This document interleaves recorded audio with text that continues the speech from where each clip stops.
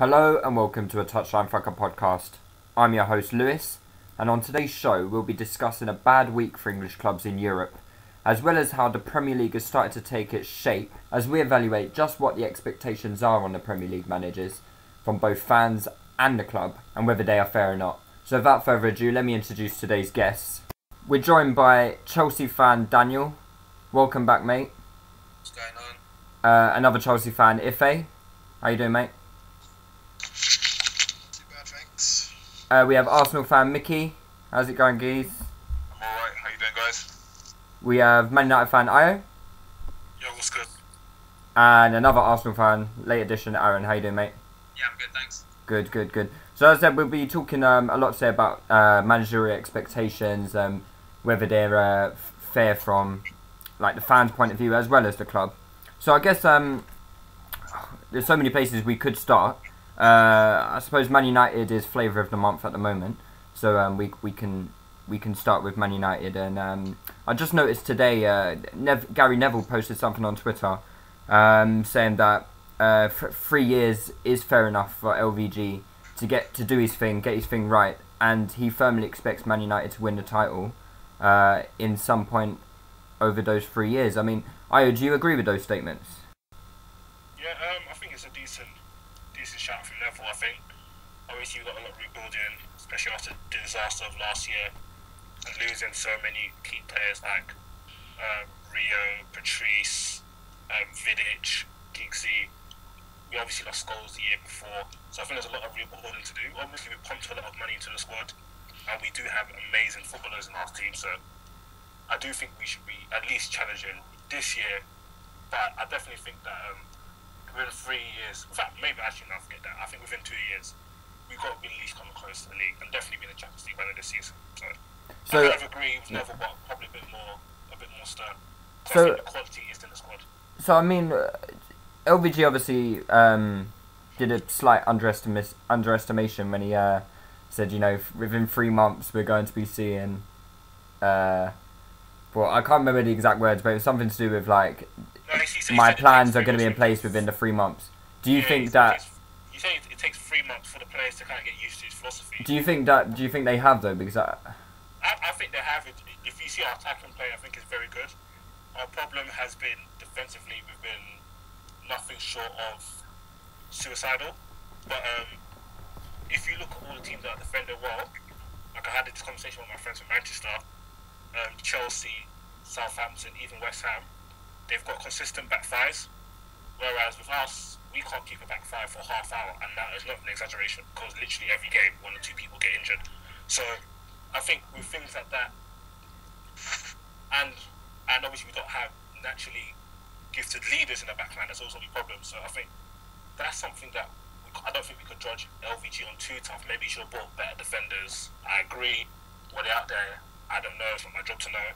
But I think if you see our attacking play, especially compared to last year, even under Fergie, our attacking play is so much better. We look much more decisive. There's a lot more movement, especially in the games where Herrera, Di Maria, and Mata have played. We've looked really, really good. So yeah, like I think there is improvement. I just think it's just defensively. Like in the games we've dropped points, Swansea, they entered our box twice, scored. Leicester, we shouldn't have lost that game.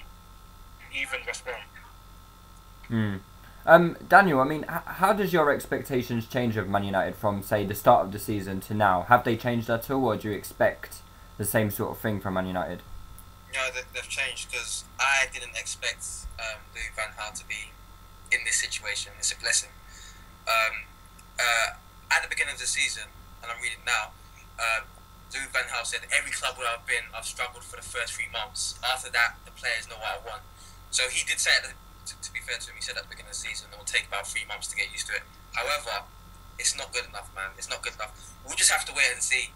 I speak to Man United fans up here, and they say that it's not the same as the Moyes situation because we can actually see on the pitch we're playing better. And so I think that's what Aya was saying as well.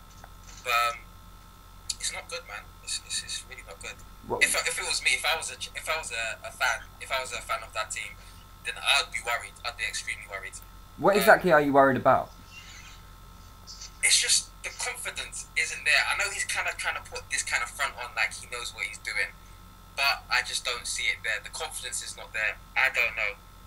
And there's certain people you can believe in, and he just doesn't have it for me. I feel like it might be another disaster. We'll have to wait and see.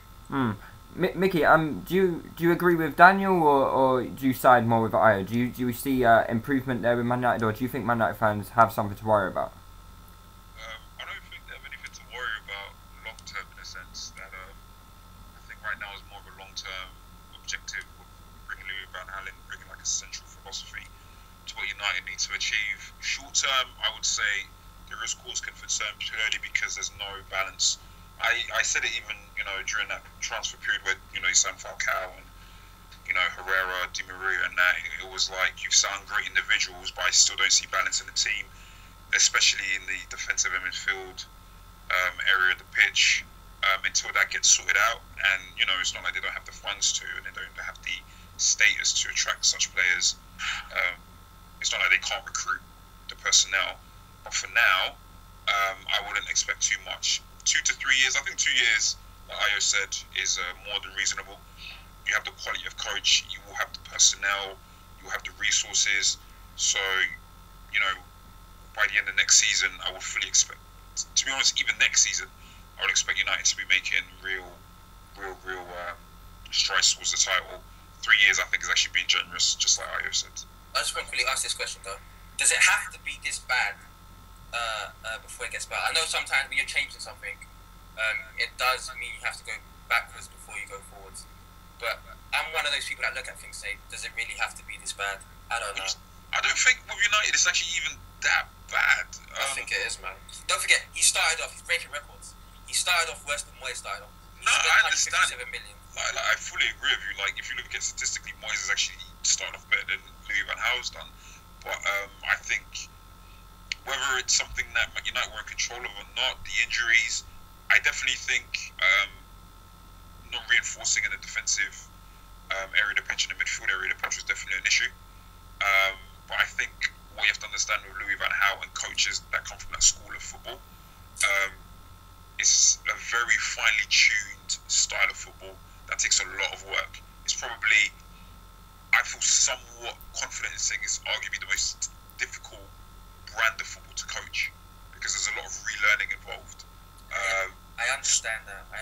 That's why I give him a pass for now. But that's what I'm saying. It better get better. Do you see what I'm saying? Right now, it's all about hope. It comes. If it doesn't come, then that's a waste of time. Because then a new manager comes in, and a new manager comes in. You had all that time waiting for this thing, and then it doesn't come. That's even worse. Can you see what I'm saying? I understand. My thing is whenever a new manager comes, whatever profile at the club, I even Moyes, like I think Moyes because we just had no faith, so fans weren't willing to give him more than a season. Obviously, he got sacked before the season got ended. I think at any level, from Premier League to non-league, whatever profile of manager, I do believe that they should have at least minimum a season, minimum. But and obviously you're a coach, you know that as time goes on, you've got less and less time to prove what you can do. So you have to, as coaches, you have to learn to kind of bring. I know with Van Gaal, he's got a lot of history, he's got a lot of things in the bank, so people are going to be more patient with him. But another thing, we talk about Gary Neville quickly. I just want to quickly say this. Talk about Gary Neville. Gary Neville is backing Van Gaal, but he's the same guy that was backing Moyes to the hilt last season. And I don't think that Neville was right to back Moyes. So when he backs Van Gaal, I don't know. I'd take it with a pinch of salt. No, you just got to look at the reasons as to why they're backing him. Because they're United. Scholes isn't backing him. I'll tell you that. Scholes seems like do you know what? But that's the interesting thing about it's weird because sometimes because of obviously their profile in the game, their experience, obviously they know the club inside out. You would like to think that I can rely on Scholes' opinion when it comes to Gary Neville, or Nicky Butt, or Ryan Giggs, and so on and so on. But Scholes and Gary Neville have different. It seems like they've got different opinions. Exactly, that's my point. Like you don't know. Okay, you don't know who's to trust.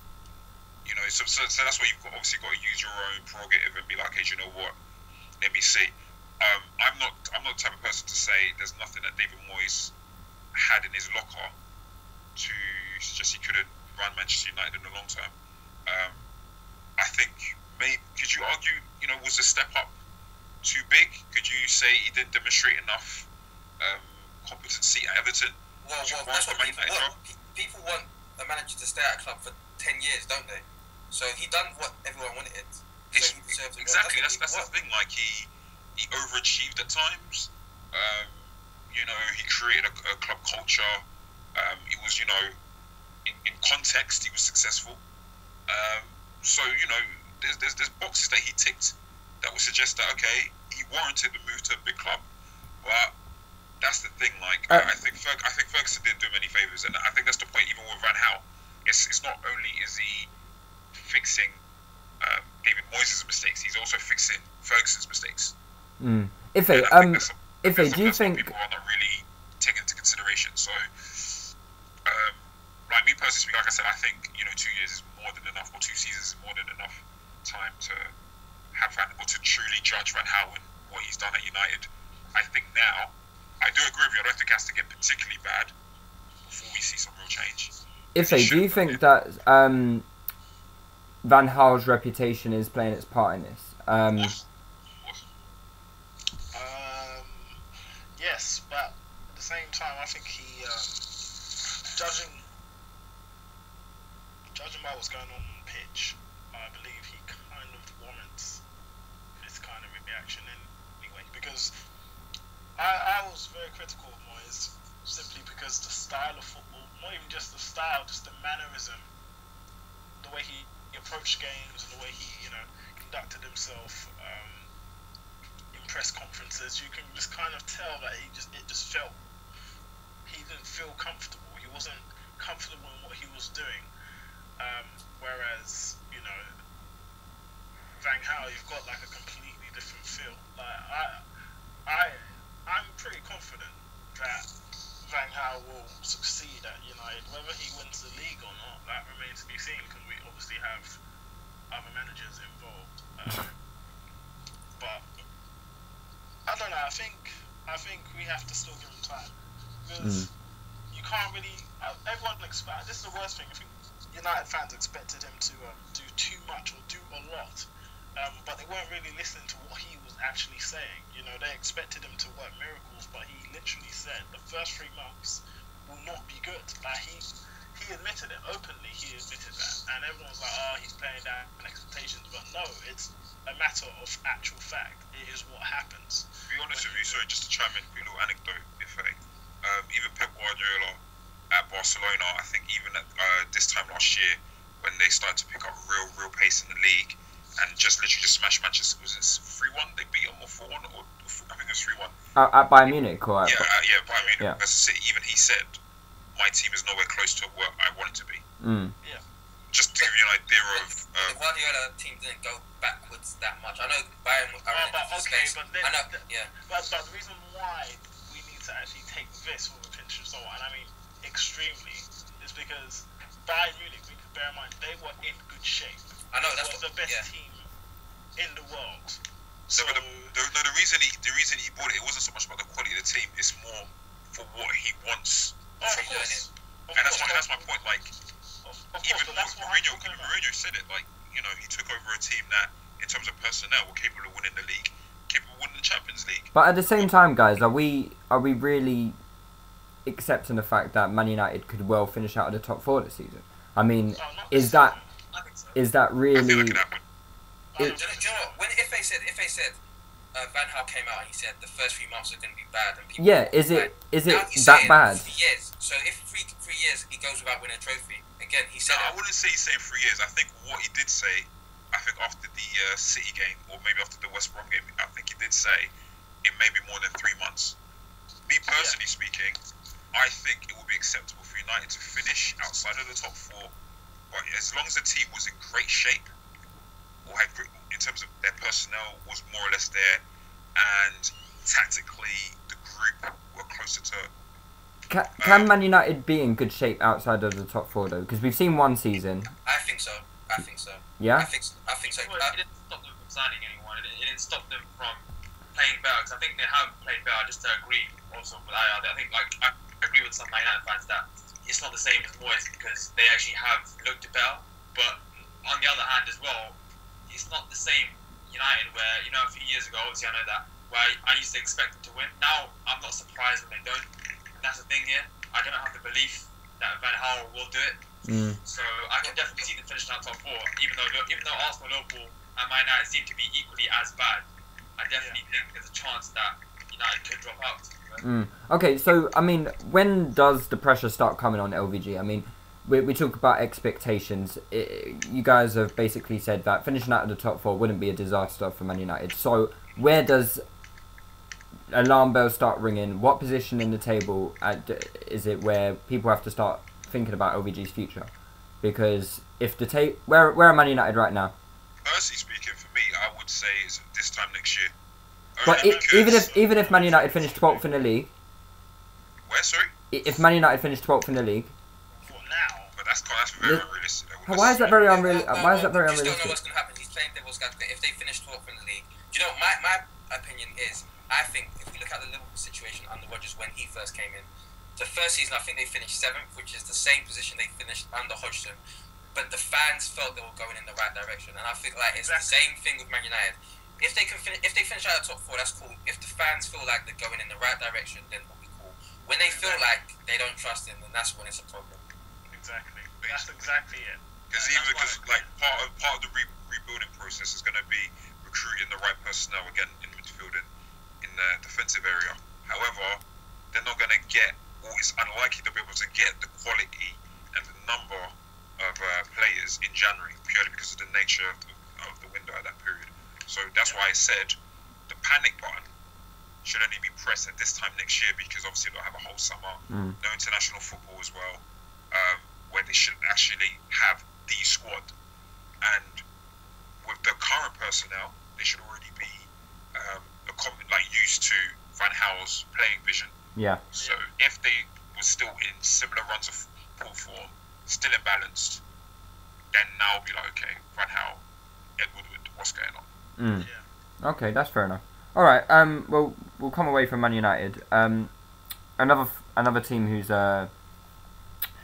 really under the spotlight in terms of managerial expectation is Liverpool and Brendan Rodgers. At the start of the season, where did we realistically think Liverpool would finish? How did we think they would do? Who wants to take that question? Aaron, you take that question because you haven't. I haven't asked the question yet. Yeah, I think that I expected Liverpool to be doing a lot better than they are right now. But speaking on that, because I know quite a few older Liverpool fans, in like mid-20s, and they were just telling me, we have a good squad, he's made some good additions, but the main problem was that if Sturridge gets injured, and obviously now we see that he has, that there was going to be a big problem. And they were right, obviously, because without Sturridge, they look very flat up front. Just attacking wise, anyway, they just look very flat. With him, they look quite fluid, and I thought they would probably I thought they'd get top 4, to be fair. But at the moment, with Balotelli, Lambert, Marini, I think it's 8 games, no goals in the Premier League. Yeah.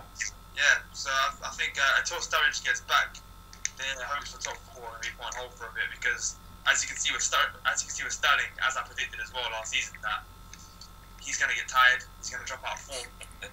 So, it happens.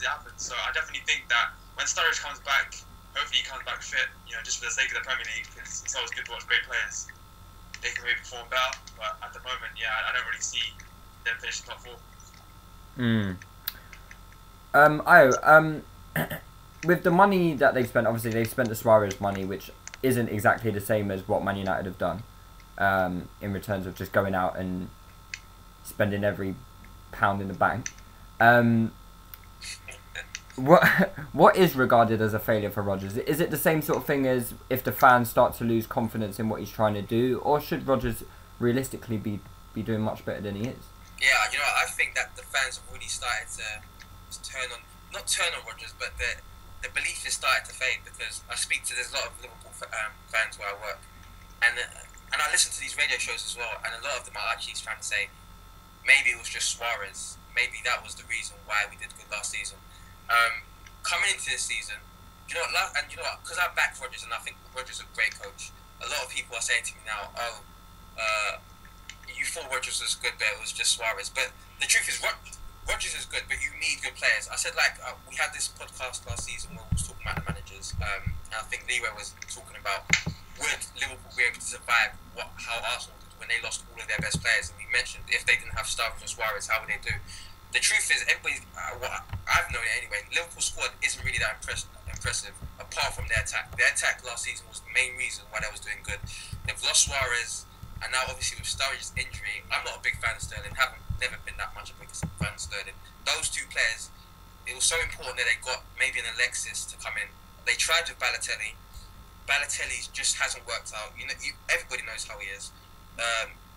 It really depends, like Aaron said about Sturridge, how he does. Because Sturridge is one of those players, like a Bale for Spurs. He's a one-man team player. So it's all right now dependent. Unless they can bring in the player in January, they're linked with Higuain. Unless they can do that, then I think Liverpool they won't finish on top four. Mickey, do you agree with those sentiments, or do you have more ambitious expectations of Liverpool? I don't, because, well, actually no, I do. Purely because what impressed me about Rodgers so much and what really, took me by surprise is how well he adapted. Obviously, we all know he's a possession-based coach, and he noticed with the Liverpool personnel he had at the time wasn't going to work, so he adapted. And then when they sold Suarez, I thought to myself, okay, you're losing an absolutely world-class player, you're going to feel an effect. But because of the ability of Rodgers' coaching, I thought, you know what, he was able to compensate. So whilst they brought in Markovic and Lallana and Lambert, was obviously none of them equal to Suarez's ability, he'll be able to adapt. And even with the additional European fixtures, I'm very, very surprised that they've not been able to adapt well. Why do you think that is? I have no idea. Because it's not even like he's trying to replicate the style that they used last season. To be fair, it's natural that even if he was going to, teams are going to wise up to it. So you're always going to get that. You're going to have to constantly evolve, because teams they'll look to you and be like, hey, do you know what? Oh, they wait until we push up the pitch, then they press us really highly, then they take advantage of the space that we leave behind, and they'll sit back, they'll be more compact, and maybe he hasn't adapted to that well. The European thing, again, I don't think it's an excuse, because firstly, they have personnel in terms of the numbers, so we can't use that. I was not one of those people that saw the lineup they put up against Real Madrid as a bad thing. I saw it as a good thing, purely because out of the 6 or 5 players that he replaced, about 4 or 5 of them were absolutely terrible in form. Gerrard, Balotelli, Sterling, obviously you want to balance the minutes that he gets because of his age, the workload that he's had recently. Johnson's been terrible, Lovren's been terrible. If that's the case though, Mickey, surely they should be dropped against Chelsea. Yeah. And why do it against Madrid? All of this time he's had to change things up. He decides to do it against Madrid. Do you know what? For me, there's pro and cons when it comes to it. You could argue, do you know what? From a more cynical standpoint, you could argue, do you know what? He's kind of given up on the Champions League. He thinks that he'd rather put his resources towards Chelsea, whether at home, where he's more likely to get results versus Bale and Ludogorets, where he wants to pick up maybe 6 points there, maybe nick a point in Madrid, which they weren't particularly far from going, even though it doesn't seem like Madrid were playing at their full potential. Or you could be like, do you know what? He did it to make a statement. It's about man management, if anything. You felt like it's not like the players that he put up against Madrid weren't capable. Outside of maybe Yaya Toure, Manquillo, he's played Spanish football before. Emre Can, Jordan Henderson, Lucas. Apart from maybe Toure and Marini, but even Toure, you can make an argument. He had an excellent game. He's got top experience at a top level of European football, so it's not like you can see those players apart from Marini and say they are not capable of going to a place like Madrid with the right game plan and executing that with success. So, there's pros and cons when it comes to arguing, what is Rodgers doing in Madrid and generally speaking. Again, I can't really support him too much so far. I'm very surprised. I thought, especially with Markovic, because coming from Benfica, we thought he was going to be a top signing, and he's not really propelled as we thought he would. Then again, he's not played in England for that long. To be fair though, he is only 20 years old. I didn't expect too much. Yeah, I didn't expect too much. I mean, even Lallana, we've not seen anything close to 25 million, man. Yeah, exactly. What was he thinking? We expecting instant impact at Liverpool. Ricky Lambert, maybe that's more of a rotation signing. But then you say that, but then he hasn't rotated. He hasn't even played Lambert, has he? He played it. That's my point. Like, you know, it's these signings that you made. Emre Can should have been used more, in my opinion.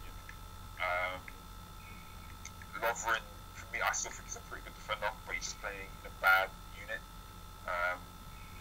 Balotelli, for me, is the most perplexing signing. It would have made more sense for a player like Balotelli to go to Arsenal. It was a desperate signing. It makes absolutely no sense to me buying Balotelli considering the style of football that you play and the profile of the strikers that excel in that system. Balotelli is antithesis of that. I can't complain too much because, you know, Liverpool are a competitor, they are a rival, and by them messing up, it only aids us. But as someone who backed Rodgers a lot during the later half of last season, and just generally speaking, I still back him a lot, but I'm just very, very surprised by what's been going on. Fair enough. So let's move on to Chelsea. If I put it bluntly, what would be a failure for Chelsea this season? Is the Premier League enough? You ask me this question nearly every podcast. I don't know. I mean, I think we're in a position where, you know, not winning the league would be pretty silly. We're in a very strong position. We're in good form. We're playing good football. So I think it'd be I wouldn't say a travesty, but it would be very strange if we didn't win the league. In terms of Champions League, you know, anything can happen in that tournament. You can have the best tournament of your career, but things happen. You know, that's something. I mean, you can't. It's very rare that the best team wins it. It's very, very rare. I mean, Real Madrid and Bayern aside, there's been very, very few occasions. Well, and the Barcelonas. There's not been many occasions where, you know, the best team wins the Champions League, because anything can happen, you know. Aren't Chelsea the best team, though? No, I don't think we are. I think we're of 2-3, the top 3 teams in Europe at the minute. And I did say before the Madrid and Barca game that Chelsea were a level above Barcelona. And I'd probably even say we're a little bit, just slightly ahead of Madrid, just slightly. Why do you think you're ahead of Madrid and Barcelona? Because of our balance. Our balance, and we have multiple ways to win. That's why I've said this before. Chelsea have multiple ways of winning, whereas, you know, Real Madrid, you know. I think I put probably Madrid. I'll put a notch above Chelsea for now. Yeah, Madrid. you know, I think it's very again, it's one of them things. It's not a foregone conclusion. I mean, of course not. You know, because it's that close. That's what I'm saying. It's very tight. That's why I say we're marginally above them, but give or take, it could be just either or. But I did say, that's one thing. Barcelona, I think we are categorically above them in terms of our balance and shape. I would agree with that. I would agree with Barcelona. I think Madrid. I think the thing we've seen with Madrid is last season, especially in the Champions League, their success came from a great transition game. Yeah. And I think what's happened, kind of without realising, was with Bell's injury. Isco coming in, they're not able to mix. Isco has changed everything, and that was one thing. That's what made me reevaluate whether we are actually above them, because Isco wasn't playing at the time. They still had Bale. They were still using, you know, their pace, their transition play to defeat teams, but it wasn't really working, if you understand me. Whereas when Isco came in, since Isco's come in, they've got a whole new level of control, so they can switch from the transition into, you know, a control of the game, absolutely dominating matches. You know, they don't have to have bursts. I think we did the service. I think they've been able to do that, but I don't think they do it to I don't think so. Not to the same extent with Isco. Like, come on, like Madrid have been able to dominate teams. But no. I'm talking about dominating teams. You can say in Europe, you can look at it and I can look at Real Madrid now, and, you know, saying like the El Clasicos before, where Barca used to just be all over the ball. You know, Real Madrid is going to counter, try and hit them on a break. Whereas now, it's funny because Barcelona are the team that you're looking at. Well, they're the ones that are trying to hit them big diagonals, whereas Shout out Stuart Madrid Robson. had all the control. You know what I'm saying? I think Madrid didn't have the control, but obviously Barca still had a lot of the ball. But the way Madrid, Of course. they're more regimented that Barca couldn't break through them, so they had to go for them long diagonals. So I do agree with that. No, that's part of it. Well, it is Yeah, a but, bit, it's kind of their style now. They've added that. That edge, yeah. But I do think even if you look at last season, if you saw the way when Madrid played against, I think it was Juventus. Was it Juventus? Yeah, Juventus. They controlled those games. Juventus are a very good team. Even the year before that, when they played Manchester City, completely dominated that game. So I think they've always been able to dominate games. Maybe not against another elite team.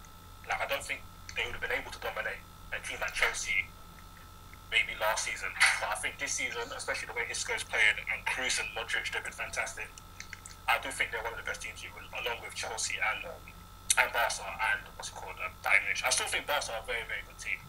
I think people are getting a bit ahead of themselves after obviously the El Clasico defeat. Like, No one's saying they're not a good team. Well, I think of that. I think of the same level because I don't know about that. because if Messi scores that chance, that's 2-0. I would have still backed Madrid to get back in the game. I won 2-0. I'm not too sure. I would have. Maybe you're saying that from an emotional standpoint. Well, In terms of like an emotional, like you're 2-0 down, so emotionally the players will be drained. But like in terms of actual play, I don't think Madrid were ever really in trouble.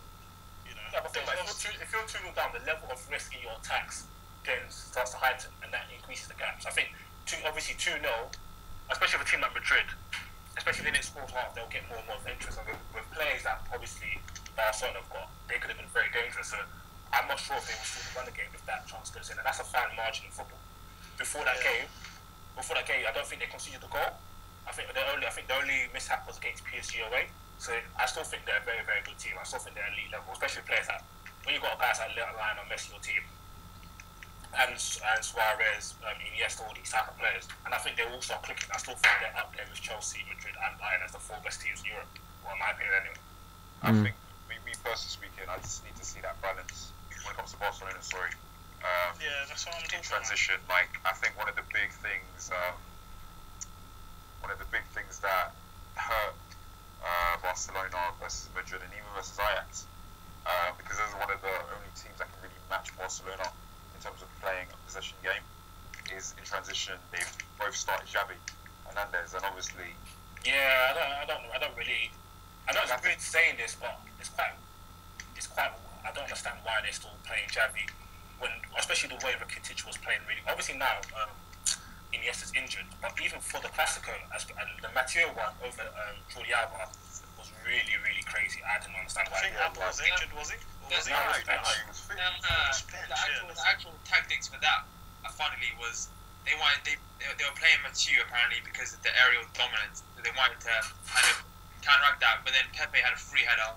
Ramos had a free header, which just there's nothing wrong. There's nothing Barcelona could do to stop Real Madrid's dominance in the air. Real Madrid are the most dominant teams in the air in Europe, and Barca don't have them. Barca don't have those players. Exactly. So that's just naivety from. And to take away a key part of your attacking game as well as your defensive position. That was just a tactical because that left side was like, even though Carvajal had a great game, absolutely amazing. I think he was probably one of Madrid's best players. That left side was vulnerable at times, and to have a guy like Jordi Alba in sync with Neymar is a huge difference because Mathieu was there basically for the defensive purpose, and it didn't work out in the end. Also, I know it's a bit off tangent, but don't you find it weird how if you see Barca now and watch them play, once they're defending, Messi's actually just a passenger. Yeah, to be honest, it's been like that for about 2 years. But he's a complete passenger. And do you know what? It varies. Well. It varies because it's like I've seen games this season where he presses. But there's times it really varies. I don't know what it is. It's not as bad as it was in the World Cup. But I agree. There are times where he'll press like a maniac. There are other times where he will just let play go through. That's the thing that people don't understand. For their style of football, they can't just sit back and play deep. Yeah, they can't have passengers. Everyone has to press, and you have to press in sync. So I'm not gonna say. I think I'm probably one of the only people, and I'm a Barcelona fan. Like I'm like a semi-supporter. and Gloriana. sorry. Call you Gloriana. But I'm not a fan of the whole Neymar Suarez Messi combination at all. Yeah, to be Yeah, see, I felt that. I fully agree. That's not for me. In 2 games. the thing. Yeah, but It's not. No, do you know what? I'm not talking about. I've never been name wise. I don't really care. It's about balance. I mean, their style of play doesn't suit what they have. Like you can't have Suarez wide. It just doesn't make any sense to me. It just. I don't know about that because Suarez will play wide. Yeah, but Alex in that system, I mean, I think it's just not gonna work. For me, you just got to look. You just got to look I at mean, if Barcelona only had some guy like Alexis Sanchez, man. But even Sanchez, like, for me, it's a thing where essentially Suarez is a political white. Let's just be honest. He's a political Word. and for me, that's just an example of the organisation of a club interfering with the playing side. And that's why great organisations tend to have successful teams. Barcelona go through periods where the politics take precedence over the players. Suarez, Neymar, if you look at all them at their best, Suarez, Neymar, and Messi, you know, they need to be the focal points to an extent. That's it. Suarez is a pretty selfless player, for being honest. Oh, very true. What happened at Uruguay and Liverpool? He's a pretty selfless player. But, you know, again, Neymar, it will take all 3 of them to sacrifice themselves for their team. Whether it's a bad thing or a good thing, because obviously this is Messi, the greatest player of our generation. It'll take away It from will the take game. Messi, even Messi, you know, I don't know if anyone's been watching Barcelona closely. He's been playing a little bit less selfishly. He's been dropping deeper, becoming more of a number 10, connecting with Neymar quite a lot. So that's why you've seen Neymar put up some good numbers, some decent performances. I personally have this belief that, especially when it comes to attacking play, as long as the players are in sync and they're good players, I think it will work. I remember so many people. I agree. So many people said, "You can't play Rooney and Tevez together. They destroy that. You can't." I don't understand it. Do you know Neither what? do I. I think, But do you know what? For me, it's Good less players about the can't get players. together. But you know what? the good intelligent players can. It's less about the players, because if you think about it, most teams in any attack or defense, there's going to be a level of coordination practice, you know, in the training with most teams. Right? Let me not dismiss that. But again, with Barcelona, it is such a finely tuned style of play that, especially with Luis Enrique, who comes from that school of thought, Oh yeah, that's a good point. it's you know, you're going to take away from a certain level of individuality, regardless of the level of player there is, whether they're absolutely world class. Like, Well, if it's the Barcelona thing taken away from what these That's the 3 manager. players if it's the Barcelona thing taken away from what these 3 players can bring, then that's exactly they need to address that, because I don't see any problems with the attacking lineup. I think they can come good. I'm excited to see how they go forward. It's easy to judge them now. Obviously, Suarez has just come back. It's not long where he's actually been in the fold, but I think all 3 of them together. I'm with Io. When good players come together, there's that natural thing where they can bounce off each other and they can create magic. personally speaking, like, I was like this before any of them kicked a ball. I was like this from pre-season. I was like, you know what? I wouldn't be surprised if it worked, but I'm leaning towards it not working without it affecting. But you was pretty confident before the El Clasico. No, but for me, it was more just about their general form going into it. It had nothing, because remember, this is Suarez's first game. And Suarez wasn't even supposed to start, was he? Yeah, like, they're not conceded once. Suarez, you know, at these times they're starting Pedro, they're starting Meunier. Sandro's coming in. With Pedro in particular, obviously with Meunier and Sandro, these are selfless attackers. These are attackers that balance out the front 3. Now, for me, will Suarez is he capable of doing that? Yes, but the reason why Suarez shines a little, you know, so much is not that he's greedy, but it's because he's the main man. Even when he was playing with Sturridge, he was the main man. Even if you look at the World Cup, was it 2010? Yeah. He wasn't the main man for Uruguay. He wasn't the main man, but He was their best player by miles. And he played. No. Yeah, but where is that time wasn't where better Suarez is No, playing? he went better for that. Sorry. I'm not for that was hard. But he was quality though. And that's when I was onto him hard. Like, I wasn't lying at the sign, this guy is sick. But that's when my they left. Where is the example of Suarez not being the main man and suffering because of that? But that's my point. Hold on. So just to go back, that's my point though. It's like, okay, if it's 1 and 2, that's fine. You can kind of get away with it. But 3 attackers, You know, One of them has to suffer. one of them doesn't have to suffer. What is suffering? when I say suffer, it's in the sense of one of them is going to have to not be at the absolute potential to maximise the ability of the other two. Like if you now, I'm not discounting all three being excellent, but for all three to all be playing at maximum ability, it's going to affect the midfield. It's going to affect the defence. Perfect example. That's cool, but you lot said that them three won't work. So what do you mean by I say it in reference to it working in conjunction with the rest of the team. Yeah, perfect example. Marcelo was having the time of his life going forward versus Barcelona because they didn't have. Because Suarez, it was a mixture of Suarez and Messi alternating on the right and central zones, and because none of them are going to do the kind of defensive work that Munir would do, that Pedro would do. No, Mickey, I don't disagree with that because there's been so many classical games when Marcelo had a time of his life on the left. So many. And I guarantee you, Pedro's playing or Sanchez playing. So many classical. Last season, I'll give you another example. It was Neymar playing on the right. Well, I think they lost. I'm pretty sure they lost. Yeah, the first. I'm talking pre-Neymar when you been Pedro. I don't know if it was. Clasicos last season. Sorry?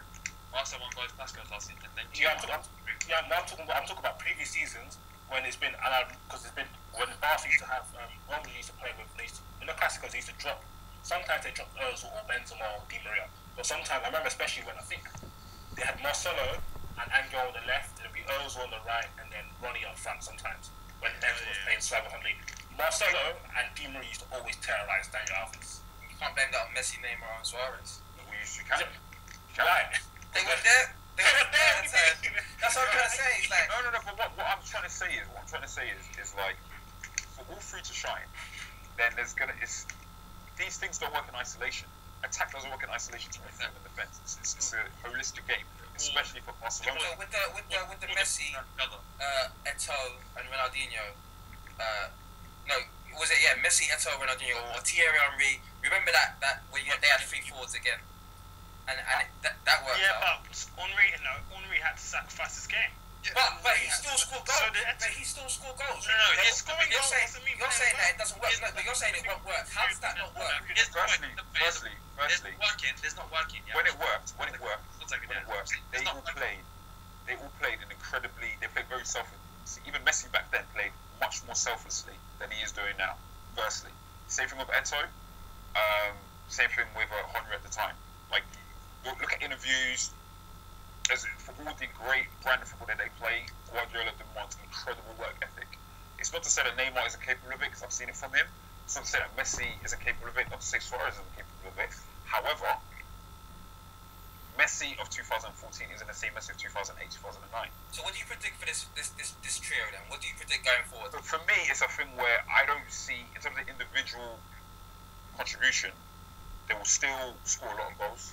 There'll still be great individual performances. However, the balance of their contribution overall will affect the balance of the overall team, especially when you play Xavi with his lack of mobility. Think about the right side, right? Just the right Barcelona's right side. But can I just quickly chime in? Just as forget about the rest of the team. I just want to talk about attack as a Messi, Neymar, Suarez, because it seems like you're saying that you don't think that it can work as a three. And you're talking about hunger and all that type of stuff.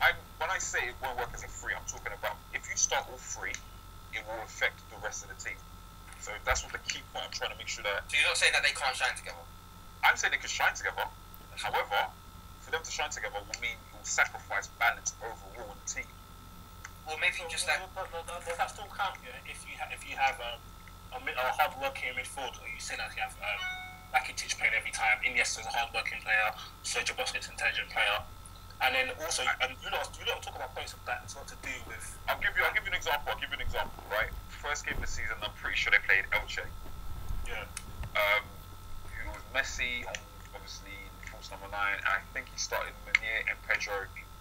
I'm pretty sure, or Munir Neymar, but it's either Munir definitely started. I can't remember who the third attacker was, and their shape was a lot more of a 4-4-2 diamond. What happened was Rakitic and Iniesta, whenever they went into defensive transition, they split wide. So the job of the attackers is more or less occupying central zones. So they will play almost like center. It was Rafinha, by the way. Yeah, Rafinha. Thank you. Now, for me, against the weaker teams. Because they're not going to be as good a transition as a Bayern Munich, as a Chelsea, as a Real Madrid. Now, when they do face the tougher teams, and you've seen it versus Madrid, you've seen it versus PSG, that people don't really like to talk about, will that work? Will those players be willing to sacrifice themselves to do it? I'm not discounting the possibility, but the overall balance has to be there. And Can I ask you this? Who is everyone on the pod? Remember when Sturridge was going to Liverpool and loads of people were saying Sturridge and Suarez can't work? Who was one of the people that? Was there anyone on this pod that thought that maybe it wouldn't work? No, I wasn't worried.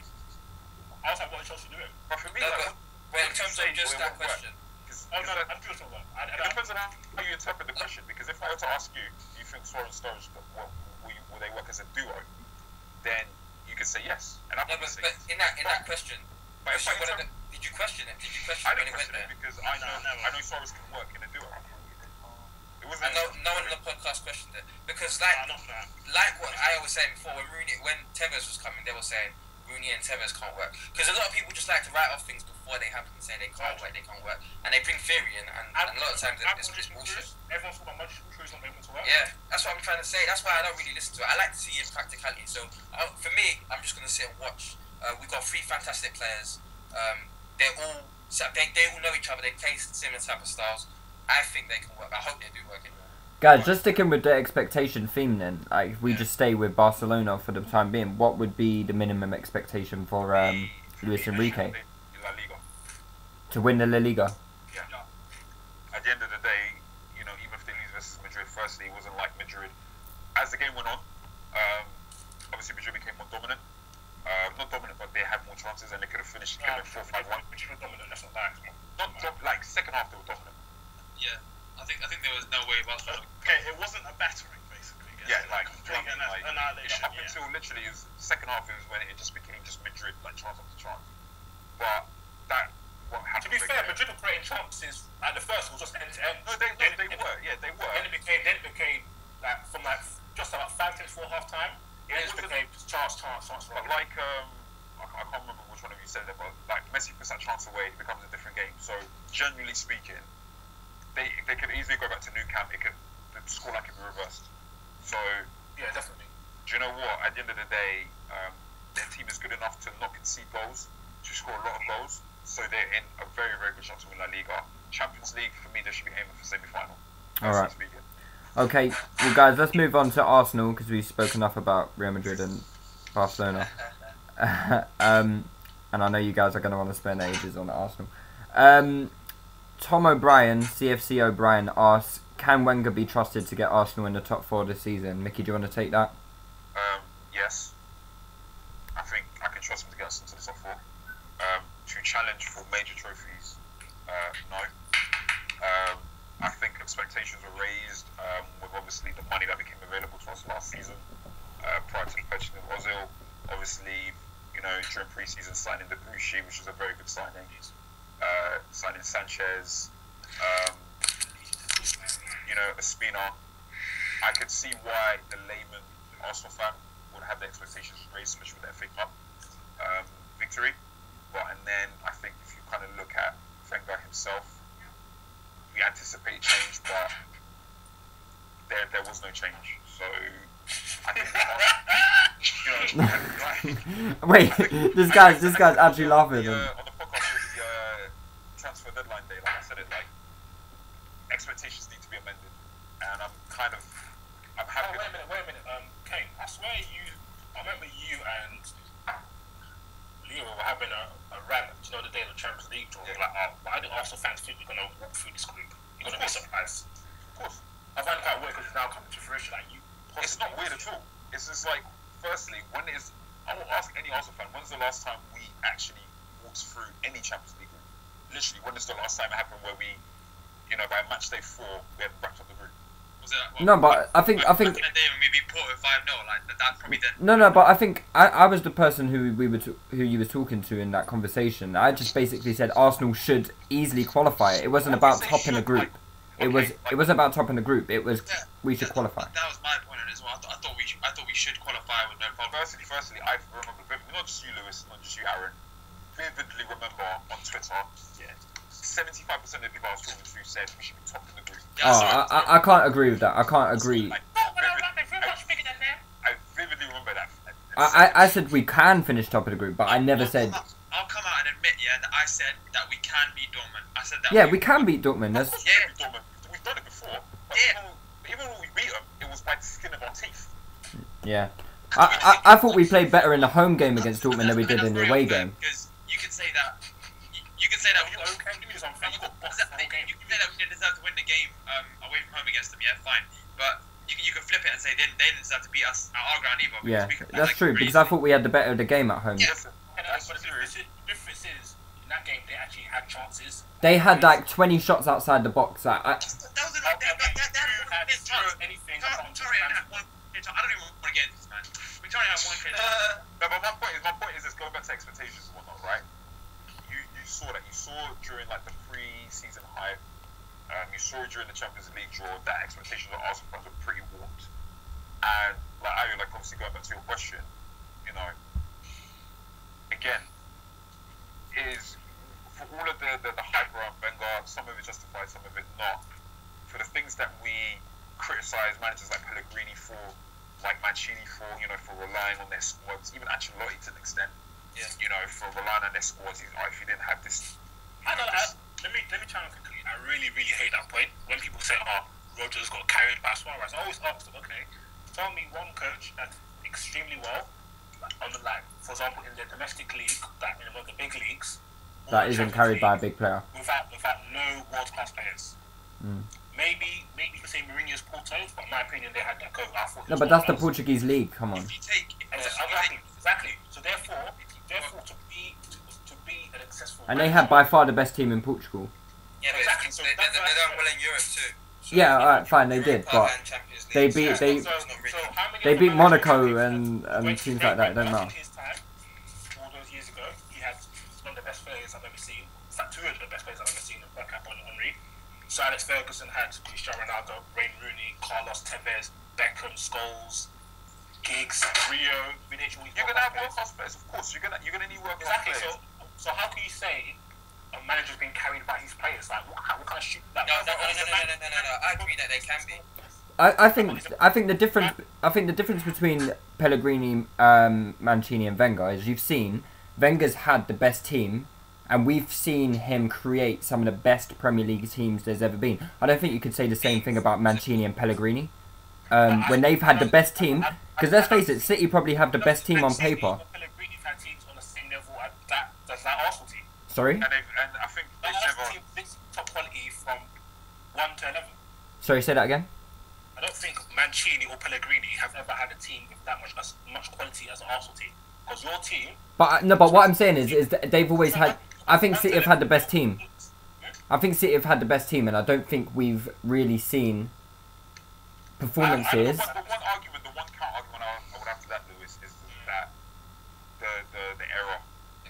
different. Yeah, it's completely different. No, I'm just saying that, like, when it comes to, like, top teams, we've seen Wenger come out and produce some of the best teams there has been. You said teams like it's plural. I remember one great team. True. Do you? True. Yeah, tell me that 2001 was quite a good team. Tell me that team. 97, 98 was a good team. Just name me the team. I'm not gonna lie, I rate the 97, 98 team pretty high. 97, 98 was a very good team. Name me because I just need refreshing. It's not bad. I'm just naming the team. Lee Dixon, Tony Adams, Patrick Vieira, Emmanuel Petit, Mark Overmars. How did they do in Europe? We went in Europe in 97, 98. We were in UEFA Cup. Why? Because we had never entered the Champions League before. Okay, cool. No, but you're saying that he created teams. Like, obviously, if he just came, that's the beginning. Like, we're talking about Van Gaal. We're talking about Van Gaal getting that for years. But at that point, he was only at Arsenal for like 6.5 months because he joined in like was it January, February? He joined in the middle of 96, 97. We're talking about creating teams. That's not creating teams. That's him starting the work on the team that came out. We're talking about Van Gaal that came, and then he said he needs 3 years to create that team. So that. Like, when we say the 97, 98 team, it's more about the late 90s team, right? So we're talking about like 97 to 99. Because even the team. Bergkamp, etc. I would say, yeah, Bergkamp, Nelka. that matured into the Invincible team, right? Yeah, no, I think No, there was a bit before that. Invincibles was Before that, yeah, it was. the Invincible team. because we won the league in 2001. Well, you lot didn't do bits of Europe, so how do we call that a great team? Like, I don't see why we could put it on par with teams like the great Chelsea team. Well, Ayo, you gotta be careful because you know your Man United. Yeah, and I agree with you. I said we've been crap in Europe. I think we've had one great team, no, two great teams, and both those teams won the European League. So you've had two great teams, and Arsenal have had how many great teams? Because Lewis was saying plural. But I would say before. I would say we've had 2 or 3 great teams. But even that Invincible 2 team, to maybe 2. we all consider that a great team, but did they really make waves in Europe? The They 2000 didn't, but what I think they underachieved in Europe. Wenger was with Wenger, I think. Yeah, possibly. I think they underachieved in Europe. The reason why we call it a great team because they achieved something phenomenal. If they just won the league, I'm not sure how many people say they're a great league. Like, we call it Chelsea's team's great because obviously they won 2 back-to-back titles. They set the points, record points, obviously more than Invincible. And then they I have wouldn't argue. But like my thing is obviously going back to the topic and like the whole thing. Expectations are raised because essentially it's like, okay, we got the money, we're like 80% towards a great team, 80%. Like, we're not far from a great team. And I just think that I think it's now we're seeing a lot of Arsenal fans really making a real objective assessment of the manager, and just it's not about criticising players. You're gonna get frustrated with players. Some players are not going to be putting in 100%, which I actually find is not the case. I actually think in terms of work rate and effort, most of our players put in 100% and more. But it's just the management. I think Arsenal fans are more annoyed because we see the role of the manager is to get the absolute maximum, or at least part of the best. I agree with that fact. Yeah, and our team, and I think everyone looks at our team and thinks, great player there, great player there, Ozil, Sanchez, Koscielny. There's players. We have great players. But there's players in our team that would walk into all of our competitors' teams. Like who? Koscielny, Sanchez, Ozil, Ozil. Which Ozil? Which one? No, but we said all of our competitors' teams, so... Manchester City or Liverpool? Okay, where's he starting for Manchester City? Who? He's benching Nasri, I'll tell you that. He's benching Nasri on the left wing. Benching Nasri. Are you actually? Wait, you think Ozil ain't benching Nasri? No, on the left wing. On the left wing. 4-4-2. Then Silva can play left wing and Ozil can play number 10. On the right. You're commenting your best players. I'm pretty confident in saying that Ozil will bench Nasri. Anyway, you're nitpicking anyway. We all know Ozil's a great player, so... Sanchez, my shout there was getting the maximum out of your players, and I think Arsenal fans are annoyed because we don't even think he's getting even half of that, because we think we should be doing a lot better than we're doing right now. Because it's poor. Like, just as an example of Wednesday, which I don't want to talk about it too much, but no, it's poor, man. Yeah, no, that's poor. No, because I'm very emotional now. Just like honestly speaking, I think it will be adequate. Adequate is a key word here. Whether adequate is enough, I don't know. I think up until Wenger leaves, as long as he stays a Champions League team, competing for cup trophies. Definitely, like just waiting out, trying to weigh out with like until like literally. Wait it out. What are you waiting out for? What are you waiting out for? What is the end goal? What do you mean? Waiting it out for a replacement? I'm saying one point. Yes, everyone can hear it. Is when Wenger leaves. I think he's done such great work that you don't want to push him out the door. You want him to just say, "I'm going." People ask me, they're like, "Oh, do you want Wenger to leave?" I'm like, "No, I don't want him out. I'm not a Wenger out guy, and I'm not Wenger to the till." Like, you know what I mean? If he goes, he goes. You know what I mean? And then we can just move on because change. Change it's more about the general philosophy and the infrastructure of the club. Of course it is. Because Wenger has to oversee that. He has to be part of that process. Does he have to? Why does he have to? Because I believe in stability of the club. The part where the club is right now, and like we wouldn't. Like, I still love where our club is. Like, I love the club we are, and because of him. You have to cut the cord when you decide to move on. No, but listen. Listen. Listen to what I'm saying. The thing about it is that whilst Wenger's coaching ability not necessarily declined, obviously has not evolved with everyone else's, his managerial ability is second to none. As a manager. Explain as the manager. In terms of, I need to understand this, please. In terms of the club culture, in terms of overseeing the non-playing aspect of the club. Is he a manager or CEO? Which one is it? No, come on, man. It's still part of your job. Yeah, but I really hear because obviously Wenger is still part of the old school type. Like now, most of the top coaches are exactly like that. Coaches first and foremost.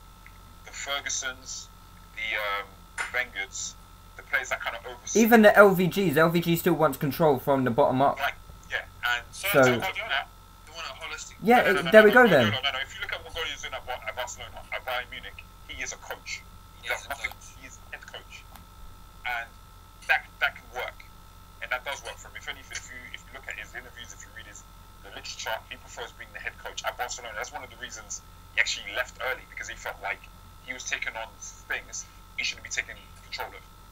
So right now, he is our leader, not just in terms of the playing side, but the overall side. And I don't trust, unless if we're David Dean, I would have no problem with Wenger said, you know what, I'm going to quit today. And the overall stewardship of our club, I feel, will be in the right control. You'd have two chefs, you'd have two heads trying to drive one wheel. If you have Wenger still there. It depends, because David Dean and Wenger work incredibly well together. They were friends, but this is going to be two different people coming in with two different ideas. If you're a manager coming into Arsenal and you want to do what you want to do to succeed, and you have this guy over you who's Wait. Who said they want Wenger to continue there?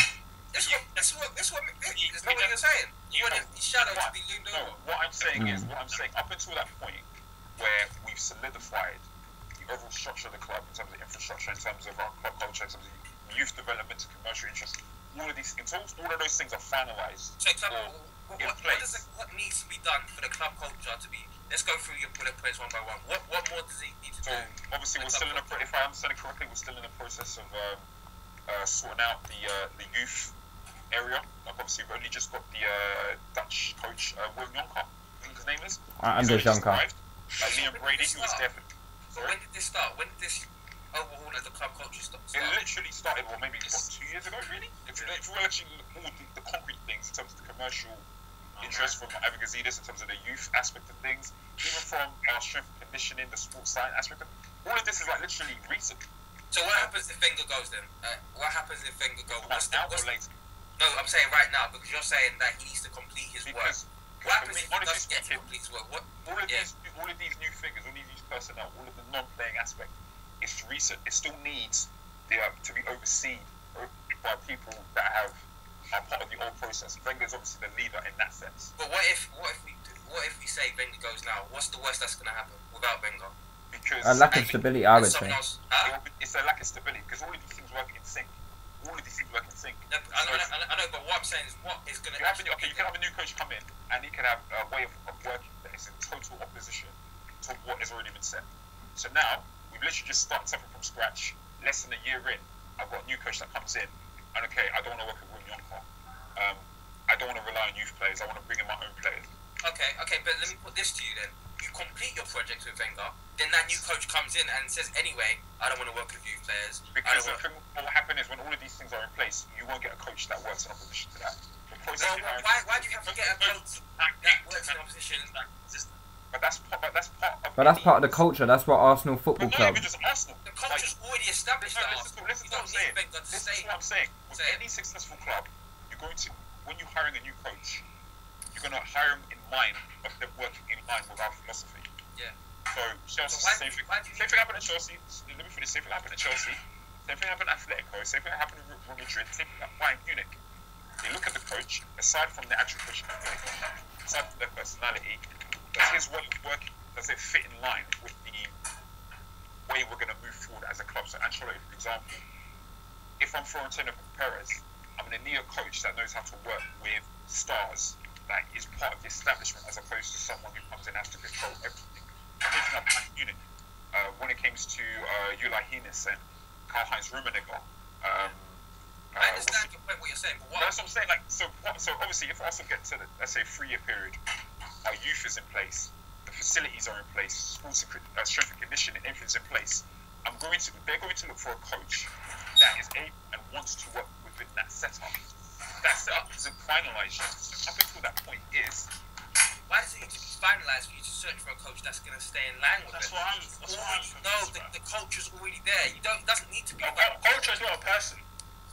It's an ideal. It's a way of doing things. So I don't understand why you need Wenger to be there. No, because there's still a tangible aspect to it. You still need an infrastructure, and and it has to be in place. Because put it this way, right? Firstly, is there a coach that's able to? Yeah, I understand that you can have a coach come in during the process that being completed. I'm totally with that. However, firstly, is there an available coach?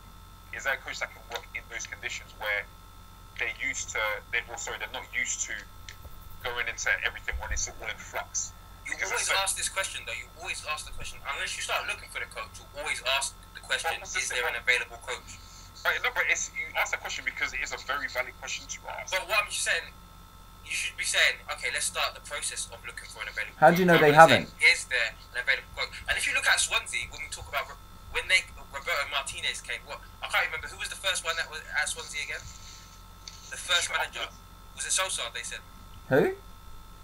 When Swansea decided, okay, we're going to start this new culture. When it Brendan? Yeah, it was. No, the first one, I think it was Paulo Sousa or something like that. Yeah. Yeah, exactly. So he started. I thought you said Solskjaer. No. Paulo Sousa, I think it was. Yeah, it was. He didn't complete. He started. He didn't complete it, but the culture was established.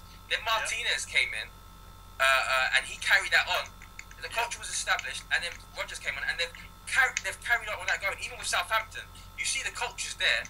They didn't need anyone to kind of complete the job before they decided, okay, let's get this new person in. And I think that the danger is you keep on thinking, okay, let's let this. How many times did Swansea have the choice in what they were doing though? How many times was their managers actually poached from them? It doesn't matter whether No, it does matter. Of course it matters. I think I understand that point and it's valid. My counter argument to that is firstly, when you are starting where they started off, which I'm pretty sure at the time League One. They started off in League 2. When that process started, there's a lot less at stake. So the room for error, the margin for error is much finer. We're talking about hundreds of millions of pounds here, guys. Yeah, okay, that's cool. But let's look at Manchester United, or even look at Liverpool. They had Benitez. He brought them unprecedented success that they hadn't had for a long time. Then it came to the point where, do we get rid of Rafa Benitez? It's a step into the unknown with any sacking of manager, because obviously Chelsea sacked Mourinho, like when he was doing amazing for us. It's always going to be a step in the unknown. You're not necessarily going to get the right manager. Liverpool got Hodgson after Benitez. It was a disaster. And then after that, they got Dalglish, another disaster. But until you start that process and looking, I don't think Arsenal can afford to do that. Right, like that's up for debate. But my argument is that there's good practice. Just because it isn't, or there's best practice.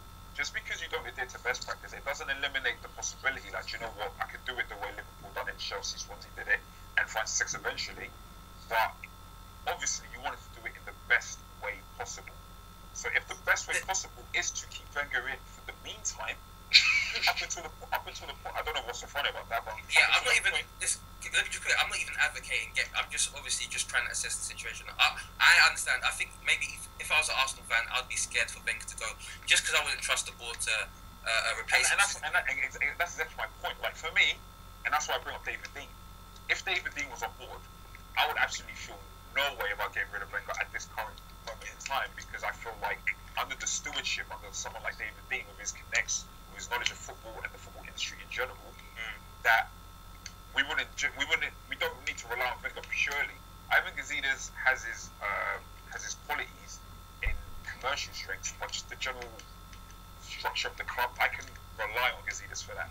So because to be honest, he hasn't really had the opportunity to show that side of things, you know. It's but true, and obviously because he's coming he's underneath Wenger, even though. Yeah, he is. He's supposed to be the head of the club, but he is firmly underneath Wenger. Underneath Gazidis, so we don't know. Gazidis may be this amazing leader that we just don't know about.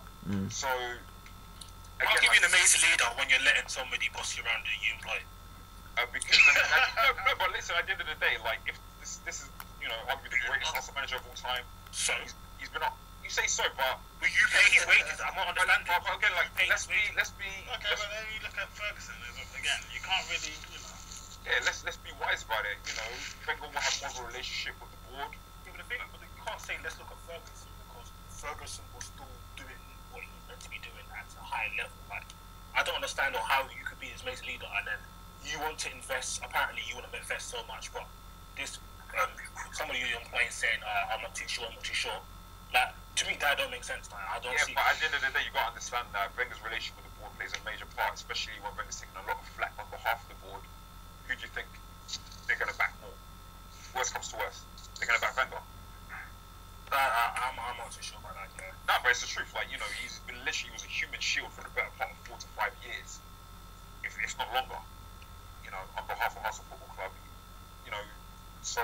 No, didn't you guys campaign about Gazidis like last until you bought Ozil? Like, I'm not saying. Listen, no, I'm not saying he's an amazing leader. I'm not saying you that. said the shield. No, there was some stupid campaign called "You Spend, We Spend" and all that crap. Yeah, but that's Ivan, you don't go and hammer. no. It's not you lot. It's not you lot. Come on. He spent 32 and 42 million, so that's funny. Yeah. But anyway. Like, no one here is campaigning for Gazidis to become the new. Yeah, I think people here generally think that Gazidis does a good job. So. And why Mickey can say maybe this guy's can't be a great. No, he didn't say he definitely is. He said. I'm saying just don't know. he's obviously he could have leadership qualities that he's not able to exhibit right now. The guy used to run Vodafone. Let's not sort of. I think it was Vodafone. Leader in his job. His job is not to be a leader. I don't think. I don't know. It's to be I mean, I don't know enough about Ivan Gazidis, yeah, but to completely doubt him as being a leader because he's under. Why does he need to be a leader? He's not. Well, I don't know, but it was Io's initial point. That's. No, but I would be like, what you're the head. I just said, Kane just said that he could be a great leader, so that you can't be a great leader if you're still. But that's bullshit. No, but a great leader doesn't need to, like, firstly, a great leader, you know, I'm talking about potential. I'm not saying he's a great leader and, like, as soon as he steps in, he has to take over and be like, you know what, I'm more competent in my side of the job than you are, something. But his hands could literally be tied. There's a lot of things he may want to do with Arsenal that he can't do because of the power that Wenger wields at our club. And Which is right, he's not the manager. Yeah. Wenger's the manager. Yeah, you know what I'm saying? So, you know, until Wenger essentially isn't there anymore, and a manager that comes in where it's literally Ivan Gazidis first, or Stan Kroenke, Ivan Gazidis, and then Coach X or Coach Y or Z, then we can say, okay, do you know what? There is so many variables as to why. There are so many reasons, sorry, as to why Wenger is still there, and it's like it comes down from it. What? I don't think all of them are particularly footballing reasons. No, I don't think they are. I mean, we just signed a deal. We just signed a deal with Puma. I would imagine Wenger had a huge part in that deal with signing with Puma. Okay, tell me how. Because of African links, maybe, I don't know. David Dean's got academies out in Africa. Puma's the biggest African sponsor. I can see it. Come on, there must be reasons. Like these sort of things are. I take. Arsenal are one of the biggest clubs in the biggest global football brand. And Wenger's one of the most well-known managers in the world. Do you think people in Congo care about Wenger fans? Yes, they do. I'll tell you that. Okay, you probably know it. I know people in Nigeria don't care about Wenger. No, but what I'm trying to say is that I think as much as we made the right Wenger at times, I don't say we completely deride him. As much as, you know, flack he gets, he has an enormous reputation in the world game. I suppose, yeah. World game, yeah. That's fair enough. I'm talking about, like, from a commercial point of view. I think. But if someone is the manager, as we're talking about Wenger as being, you know, the manager that is in charge of everything, what sort of business, even if it's a small business, you're not going to invest in a business if you don't know what the hierarchy is saying. You don't know if there's instability in the hierarchy. So why do people still invest in Chelsea when Avram Grant and their man were in charge? Because they got Abramovich there. Yeah, exactly. So and you also a big brand, same as Arsenal always finish in the top 4. Of course, you can still invest in them. Exactly. No, but you don't know. But then that's when the uncertainty. That's not true because that's when the uncertainty arises. What do you mean? Well, if Wenger goes and Wenger's not there, surely there must be uncertainty. Whoever comes in. Like I said, at the end of the day, That's what I think, anyway. Football and commercial parties and businesses, they work hand in hand. They're equally beneficial to each other. And if you're going to have a figure like Arsene Wenger, it can only help. If you were to leave, it wouldn't be complete. I'm not saying all my days, you know, the world falls down for Arsenal Football Club. That will never be the case because it is a massive team in London, in the British Premier League, in Europe. They will always have interest. However, you know, he's part of the brand. Like, you know, the guy is going out to the United brand. Sorry? Ferguson was part of the United brand. Yeah, I agree. It doesn't really. I don't think it would really affect them that much. To be fair. Yeah, exactly. It doesn't. Yeah, it doesn't. Yeah, I don't think it really affects them that much. To be fair, I don't think he's pinnacle in Arsenal are a big club. Like You just listed off all of those reasons why people were still invested in him. Yeah, because look, for example, like okay, we've lost Ferguson. We came 7th in the league, a whole 7th behind. And look how low your share price has dropped and stuff like that. Of course. Yeah, I understand that, but then there was still negatives on the financial side for Man United. Yeah, because we're getting pumped. That's the reason why, bro. Well, there you go then. Like it's but it all. What we're saying is like you're taking it to the extreme. There are negatives, but they're doing fine. No. Okay. Yeah. Okay. Well, I mean, there's arguments to say United aren't doing fine, but No, I'm talking about okay. the financial side. I'm talking about financially. Yeah, from a financial side, yeah, of course there are. They're fine. Okay. No, I agree with you. Like, I'm just We're talking about what Lewis talking about. No, I'm saying there are arguments. People will sit there and make arguments as to why Man United are not in a great position financially. The world is flat. Why let's talk about it? All right. Well, It's wrong. people being right when people thought they were wrong before. So you know. Oh, whatever, Lewis. Listen, financial. I've seen Warren Buffett get bad financial decisions wrong. You know what I'm saying? So. But you can't be ruled by fear anyway. Yeah, words. no, it's true. It's true, but obviously, it's for me, it's all about balance. You know, there's caution and then there's risk, and then you just weigh up. You know, does the reward outweigh the risk? For me, our Arsenal Football Club right now, again, like I don't judge any players, even when they play badly, unless it's a lack of effort. I look at them and I'm like, hey, you play for Underbanger. Like literally, that's my like that's the way I look at it. I'm like, Shout out to your boss. you know what I mean? Like you play for Wenger, so Wow. Oh, crap. Anyway, guys, can we move on to Man City quickly? I know we briefly touched on them, but I just want to talk about Pellegrini's future at the club. If well, I mean, certain people will say even if Man City win the league this year, it may be time for Pellegrini to go. That's And gas. If he wins the league, he'll be fine in it. But I don't think they'll win the league. but do you reckon even if they get knocked out in the Champions League, do you think so? Because I think in the grand scheme of things, the Champions League is what the owners really want, and I can see Pellegrini walking. Sorry. If they win the league, they'll give him another year.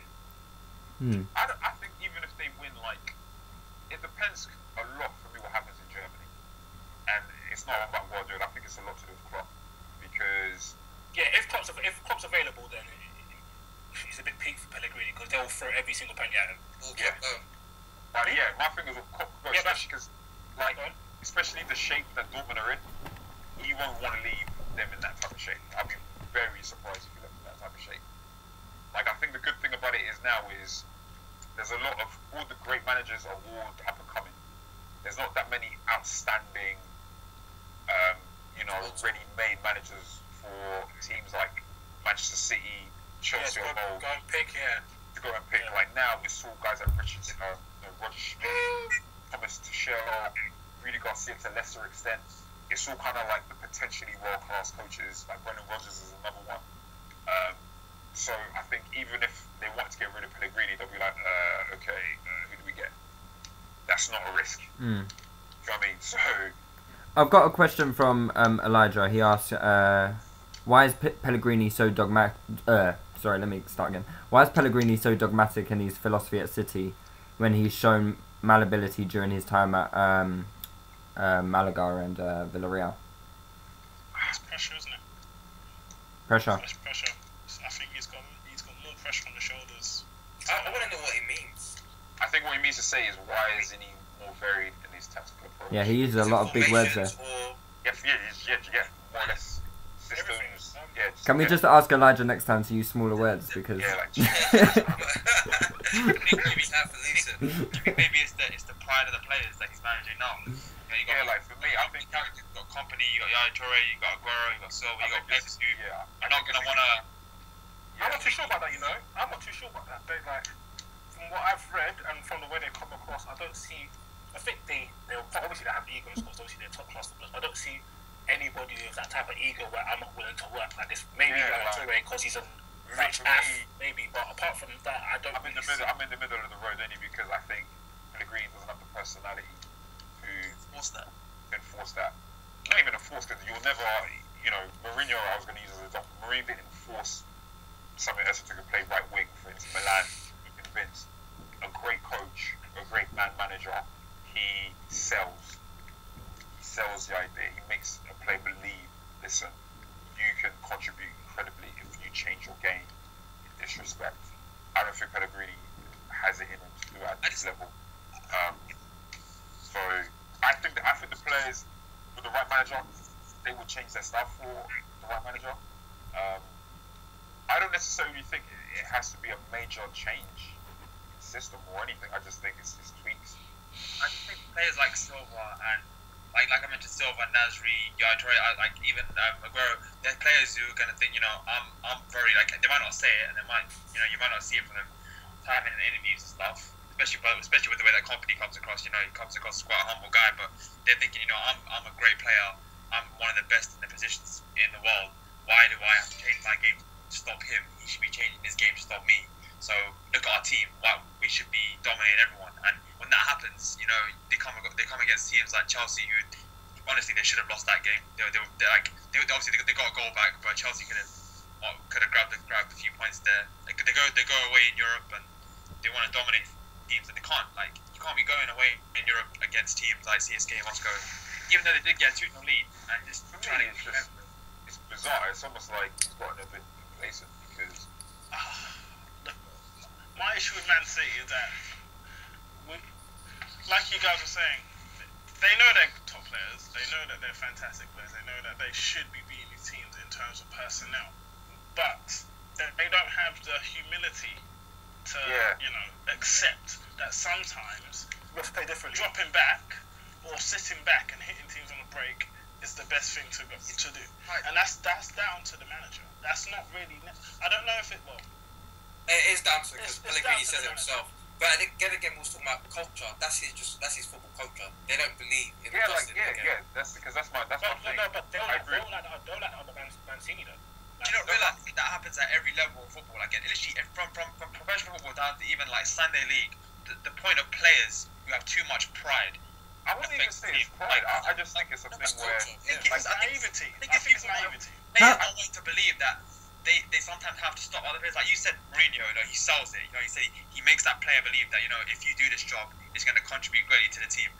I think that from levels. I think that's why Mourinho and Van Gaal they're very similar in that respect. Where like Van Gaal, I remember he saying, and not even Mourinho interview goes, we ask you about how do I like to play against who, against when, who's injured, who's playing. Like that type of mentality is very different to Mancini and Pellegrini. And I've never always said it. I said, apart from Manchester United, because Man City is just, they rape us every time.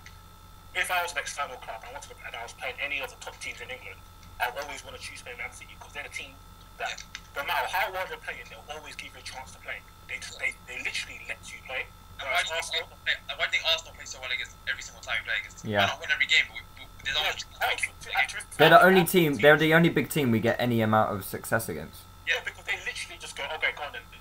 Play the full area where you thrive. Even at the Etihad last season, we got pumped 6-3, but we still had enough chances in that game. But you can call it naivety, but at the same time, there's different school of thought where it's bravery. Yeah. We're gonna start this. We're gonna, even though it might seem naive, we're gonna try to create this culture where we're gonna enforce what we're gonna do. Like Barcelona, they became so good. Yeah, like I'm with Dan. There's a point where bravery becomes. Do you know what? I'm with Dan in the sense of, do you know what? Everyone thinks, okay, when it comes to adapting to teams that are equal or superior level, we have to go to their an attacking game. No, you tweak your attacking game. So I that's why I don't like to say it's about bravery. I say reactive football, proactive football. Man City can still play a Bayern Munich, a Roma, a Real Madrid with proactive football. But instead of, do you know what? When we lose the ball, we just watch you. Let's press like madmen. We have to drop back, like, if I'm in disagreement in that sense, we don't have to drop back and play a deep block and, wait for you to enforce your game on us. But what we'll do is, when we lose the ball, run. We saw it last season. Was it last season against Barcelona? They played them. It was in the knockout round that they played them. Yeah. Like I think you saw it. I'm not sure what game it was, whether or not it was the Etihad or the Nou Camp.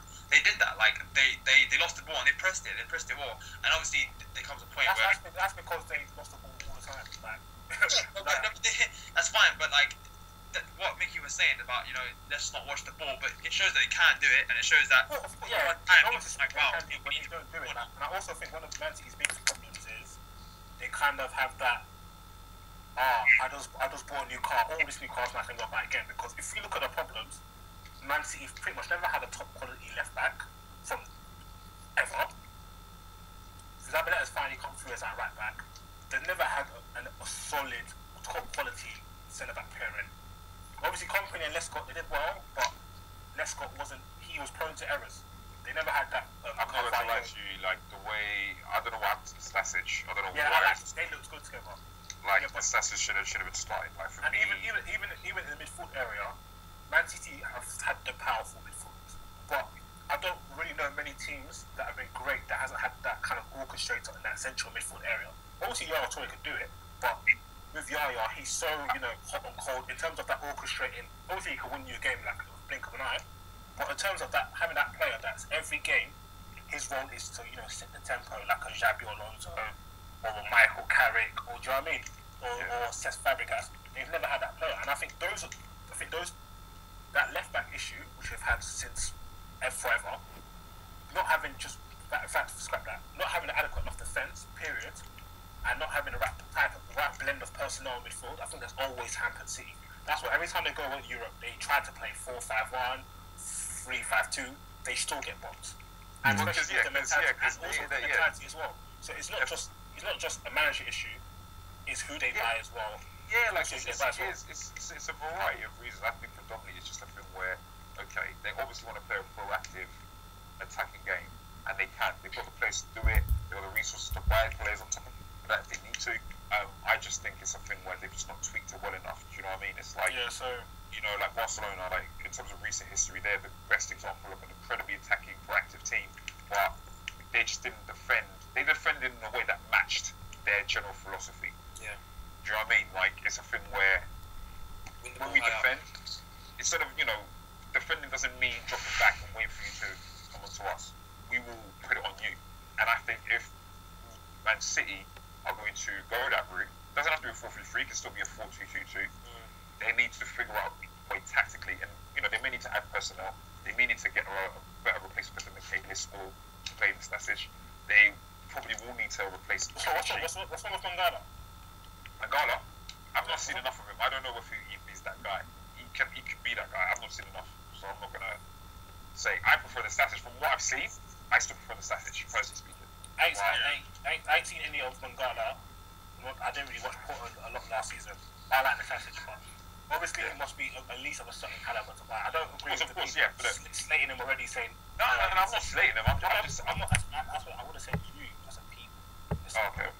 Yeah, I think. No, yeah, do you know what I mean? So like, people are quick to jump on players' backs just because they cost a lot, which is comes with football in it. But I don't know.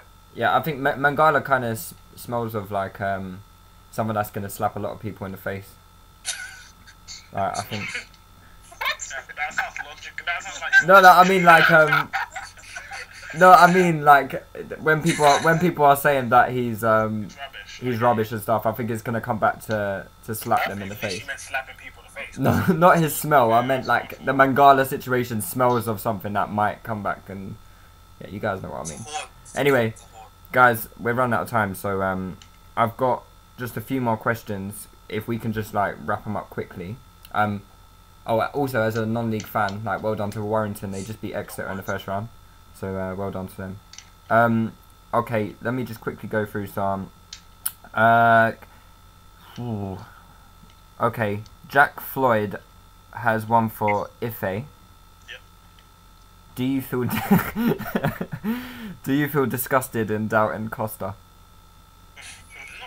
Not really, because I've said on the pod multiple times that if he proves it wrong, I'm happy to be wrong. It's not an issue for me. I'd happily accept it. And I said the same thing with Balotelli. If he doesn't play well for Liverpool, I'd be happy to accept it. It's not a big deal for me, It's not something that I'll start crying about, He's playing for City. He's banging in teams. That's what I'm saying. That's oh my god, I'm so upset. Why would I be disgusted? It's not an issue for me. I'm happy to admit that, That's a good question though. I like that one. I'm okay. Jack Floyd's got another one. He asks, he's got one for you, Dan. He says to Mr. Fox, do you think Jose is another level compared to Sir Alex? Yeah, definitely.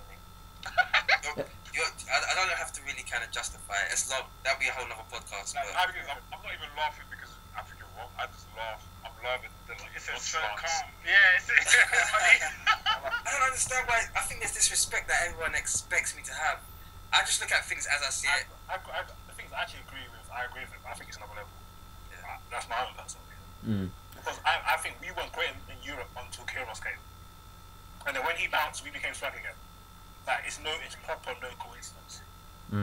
I think in the Premier League, if Ferguson, you could give an Arsenal from Hyde Park, he probably make us come top 4.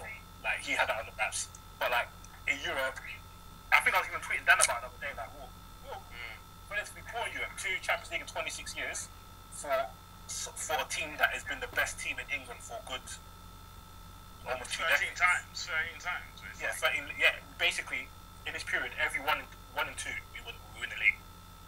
For that level of dominance, 2 Champions Leagues is just not enough. So, and I think if you see what we're seeing, what Mourinho's doing, how quickly he's doing it. He's won Champions League with 2 different teams. He's taken 2 other teams deep into the competition on multiple occasions, won leagues in so many different ways. I do think it's another level.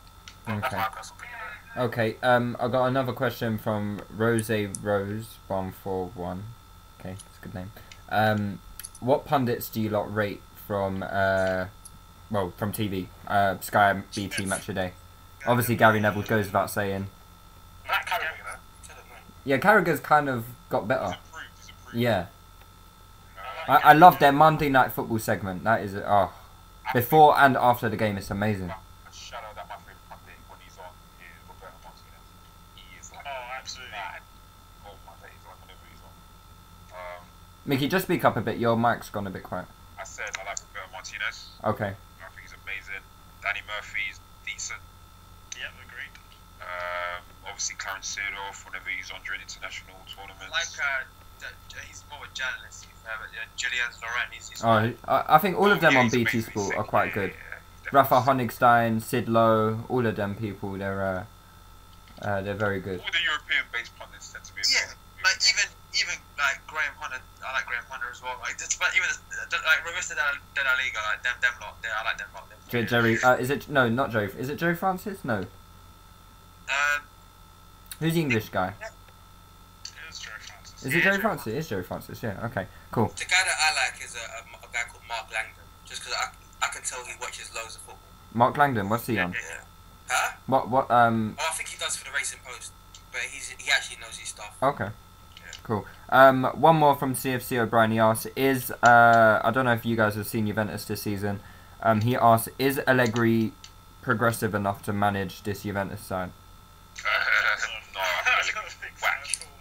He's been very, very poor, unfortunately. Like he's the one I think he started the whole every midfielder is an defensive midfielder culture. AC Milan. We need to speak about that before we finish. Who started that culture? Sorry. We need to talk about Willy Sagnol's comments before we finish.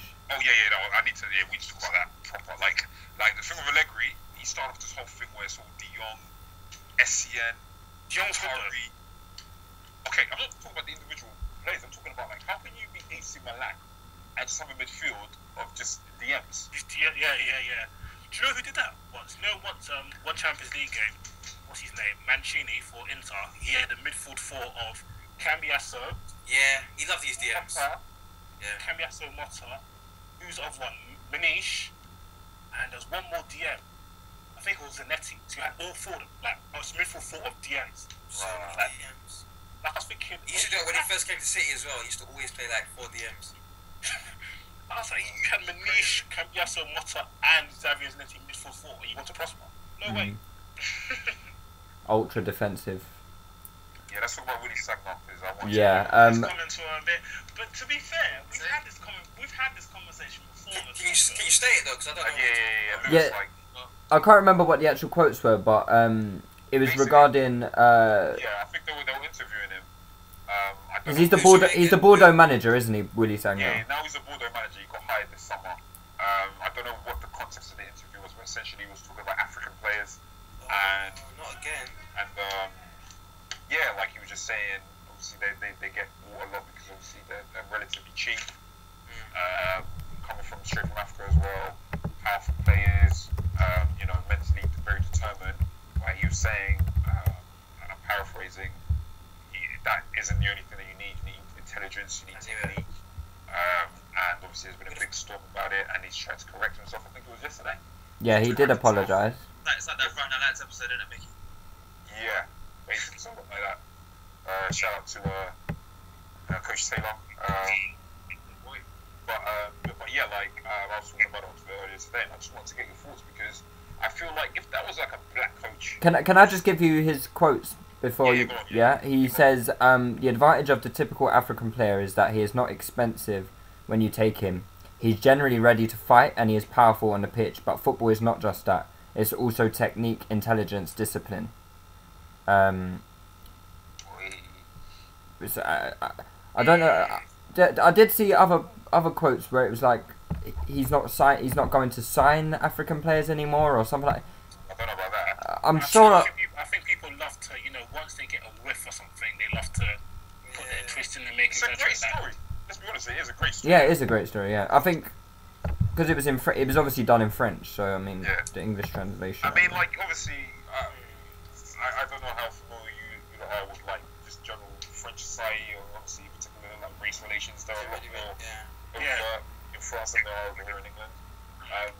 It is a conversation I feel like needs to be said, especially by coaches. However, the problem with that is most coaches are white, and let's be honest. Like this is my own personal opinion. I just want to make it clear. There's nothing that he said that's out of order. Correct. No, I personally agree with him because that's what the thing is. Why I find this funny because I went on Twitter today, so I didn't see a reaction, but I can imagine people might have been outraged in it. But I find it would have been. My initial reaction was the same thing. It was like it was Willy Sagnol. But then, but like the things. But so why is it okay for us to watch African Nations Cup and say, these guys got no tech? But as soon as somebody whose name is not Adebola or Bimbo says something like that, we get angry. No, it's the absolute truth. Like, I'm totally with you. Like, and that's the problem because it's like modern society, man. Yeah, it's a real problem. But the reason why we try to stamp down on it is because we know, like, it can become where actually black players get labelled, worse mentally. So you got the initial reaction. Exactly, the initial reaction is there for a reason because we know where this could go. Now I don't know if you heard about it. I think it was like last year or 2 years ago, where they were in the French, the FA. They were discussing about how they might want to limit black players coming through. Because they was looking at Spain and saying, look how good Spain are and their players. I think that was slightly different in the sense. I think it was talking more about identity. And what happens is a lot of black players will come up through the French system. And not actually French born or like, do you know that those no, maybe French born, like the whole thing will be French born. But remember, like the nationality law is a bit different in France. You can be French born, but if your parents are French, then you still have to apply for citizenship and so on and so on. So what happens a lot of time is they'll come up through the French system, play at all youth levels, come to senior football. Okay, I'm something from Morocco, Algeria, Senegal, Cameroon. That's what I was talking about. They was talking about how the fact that they were saying that the players that the more black players, they weren't intelligent and they wanted to move to a more. I can guarantee you that was a conversation. If you're talking about Laurent Blanc, that was a big part of the conversation. The whole thing about nationality. Well, I'm talking about the one where it was a storm because they was actually saying, someone mentioned and it brought out that they wanted to whiten up the French team. That was part of the same. It started off by Laurent Blanc and it covered the whole thing about identity, the way players from Africa are getting coached, so on and so on. It was all part of one discussion. But the main thing definitely was about, okay, there's no point us as a French football federation us developing these players and then they go off over there. Which is fine, but the aspect I'm talking about is what I read when they're saying that they're looking to Spain and how they're playing in a certain intelligent way because they have whiter players. I don't know if what they said was because their players are white, that's why they play that way. That's exactly what the undertones. We weren't educated, so sometimes people say stuff in a certain way, but we know exactly what they're saying. I'm not trying to be like that guy that says, okay, I know more than you, and I'm not trying to say that. Which is cool. You can argue your point. Obviously, it was a long time ago, so again, it's like fuzzy in my head. So you can say your piece, but I remember reading that at the time. That's exactly the message that I got across. Okay, because for me, I remember what the conversation was at the time was, you know what, we're raising these players that are not part of like the French identity or what we want from the style, whether it's a societal thing or it's a football. Yeah. I'm not even no, hold on. And in conjunction to that, we are raising these players that do not fit our style of play. These players just so happen to be big and black. You know what I'm saying? I think there is an issue with like racial profiling, even in England. I mean, because you get the conversation obviously that black players, they only play certain positions in the pitch or certain roles. It's called stacking. It's actually a massive issue, like in modern football or even just football in general. It's just called stacking. The whole point of black players, we'll put them in the wings because they're fast. Yeah, exactly. Whereas the white players, we'll play them in centre mid because they're more creative. Yeah. Or because they're better technically, or because they're perceived to be better technically than the black players. For me, I agree with Dan, wholeheartedly in the sense of that it's a dangerous conversation to have, because essentially you can either reinforce stereotypes, or you would hope it would make coaches and gatekeepers in general think, talent scouts and so on, think about, okay, do you know what? Because this debate is going on. Am I looking at this player from Mali because he's big? Am I taking into consideration his intelligence, his technical ability? Or even in the reverse, am I only playing this white player because he's fast? Or am I underplaying the fact that, you know what, he lacks technical ability, and because he's fast, so he has a great shot, or he runs really quickly? Or really... I just don't want the position to come like Yaya Toure is a great player, but it's not just because of his physique. Technically, he's a sick player. He's amazing. Exactly, but I just think that sometimes he might not get the. I know Yaya Toure came out at the end of last season saying that because he's African, that's why he's not rated. But I don't want it to get to that point where someone's just a beast because they're black, rather than even if they are sick and even if they are intelligent, they don't get that rating for it. But you know what I think is very interesting though is that the fact that this conversation there was no conversation, and all of this was going on. It's been going on without the conversation. So it's like, you know what? Let's have the conversation and see if anything changes. See me the conversation. My view is that I don't like inconsistency. So if we're gonna have, we can't be saying, I don't like these stereotypes that because the players. We can have, but the thing is, we can have these conversations, but we're not the ones that are buying the players and scouting the players. Do you understand? So it's different. We can't compare our opinion on these non-technical players. No. I'll tell you why we can't compare, because it's still a school of thought. So I'm talking about people who complain that, for example, that Willy Sagnol said these things, but then at the same time we're saying exactly the same thing. But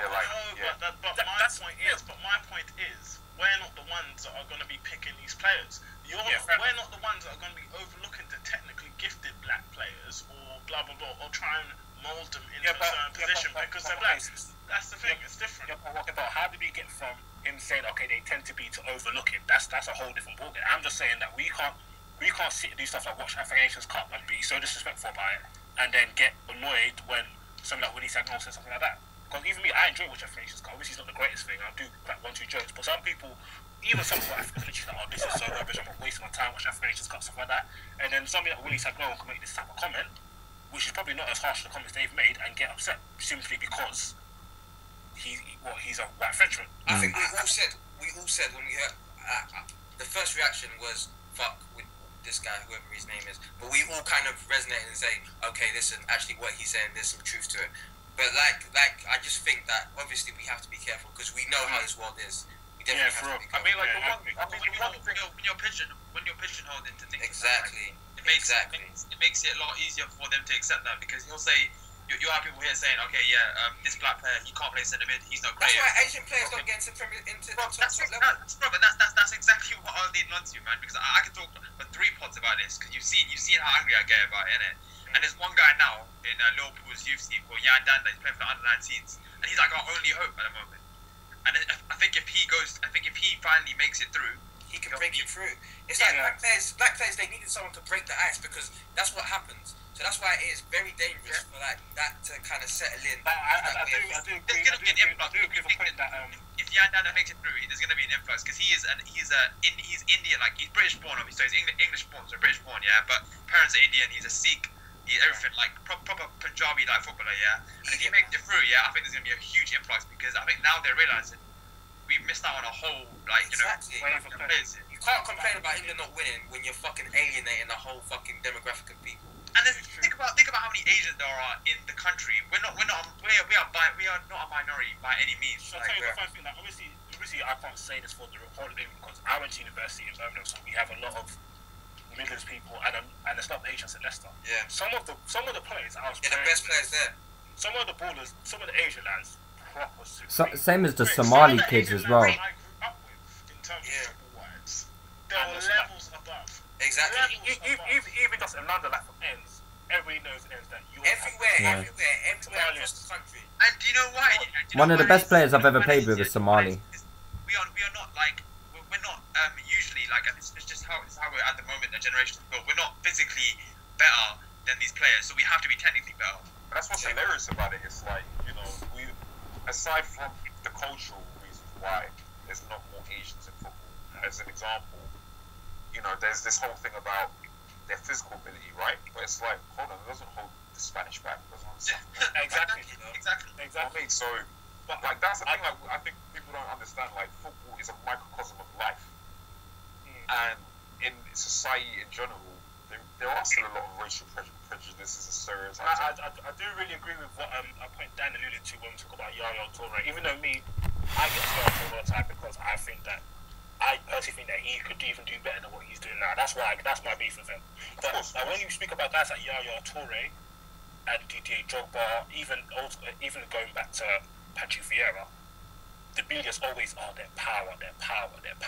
Lukaku's a monster or a beast. Okay, Lukaku I can understand because a lot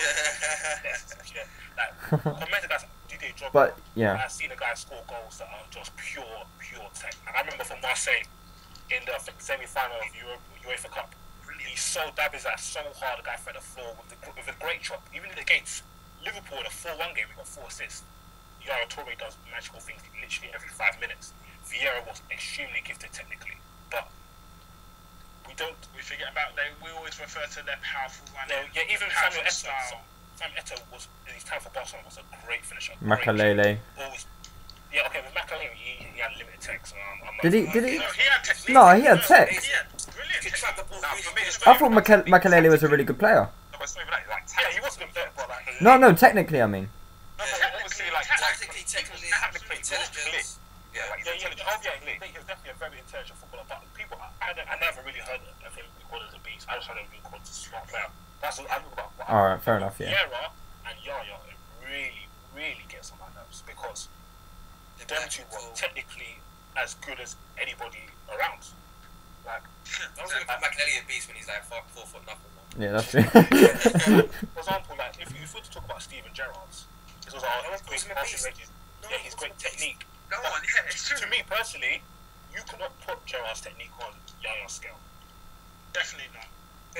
No one calls him a beast. Like if Yara scores a screamer that Gerrard scores, they'll be like, oh, what a beast, a monster. But no one calls Gerrard a beast. I would say a better example is even Gareth Bale. Yeah. Like, if he was black, he would be the worst beast because he really looks like a monkey. But it's not even that. But it's like even like if you put a player who changes his race, his style of play, he becomes you perceive him in a totally different way. Exactly. And do you know what I find funny is the fact that there's this perception that like if you're a different color or you're a different race, it somehow makes you a different player. It's ridiculous. It's laughable because how can no matter what race or no matter what race, color, and nationality, anything you are, does not affect what you individually can do with the football. I don't know. I disagree. The reason why I disagree is that sometimes you can look at this player like you've got North African players that grow up in Holland or that grow up in France or that grow up in England, and they have this kind of technique, this kind of unique whereby no matter where they've grown up.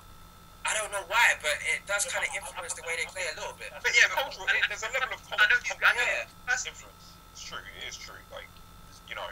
But like, if you look at, for example, like, if you look at somebody like for example, when they talk about African teams, they also talk about the great power.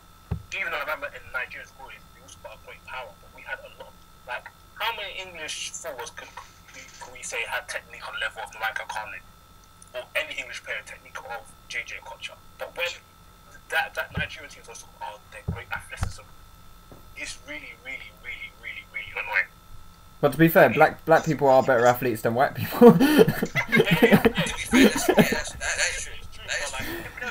Like, you look at the 100-meter final, yeah, you don't get any white people. If you're technically superior to someone, but the only thing you want is your physicality. Let me bring back let me wheel up the Gerrard, the Yaya Toure comparison, because right now we're seeing Gerrard in probably the worst form of his life. A lot of people are doing that too because he's getting older and he's not as physically powerful. He can't be as good. But Yaya Toure, who's not too many years off him, He is. And He is quite. Yaya could probably be slower, but he could still play because of his technique, his touch, his awareness. When he brings the ball, it's ridiculous. That's a great point. That's a great point. But shall I tell you what? One of the most, even for example, Johnny B. Mikel, like he gets one of the worst like stereotypes because, like for example, like when I'm watching Nigeria World Cup, like, you know what Mikel's gonna do. He's a powerful, he's gonna break up. I'm thinking if you watch this guy from Nigeria, like he actually plays. He's very intelligent, though. Exactly, but he doesn't get away with Mikel he's a beast. So I don't like. It's just very, very annoying, and I agree with what you got to say. He's a joke, and it is society, and it's society is a lot around the society. Sorry, and I think a lot of people reinforce it. Yeah. All right. Well, I mean, does anyone else have anything you want to discuss before we call it a night? I think we can call it a night there, man. I'm tired. Yeah, I think that was a really good discussion actually. Yeah, it evolved into a nice discussion about. That was a nice one to come back on. To be fair, I like that. Yeah, it was. All right. Well, thanks for joining us, guys. Thanks for listening. Obviously, you can catch us on SoundCloud, iTunes. Leave a review. That'd be fantastic. But yeah, we'll see you maybe on Sunday with a live post match show. Yeah. What match is on Sunday? Arsenal. And Arsenal. play? I don't know. Oh, wait. Jesus Christ. Oh, is that 4 p.m.? Yeah. Yeah. Okay. We could do a live show on Sunday. We'll let you know. If not, we'll be back next week with a pod. See ya. Nice. Bye. Take care, guys.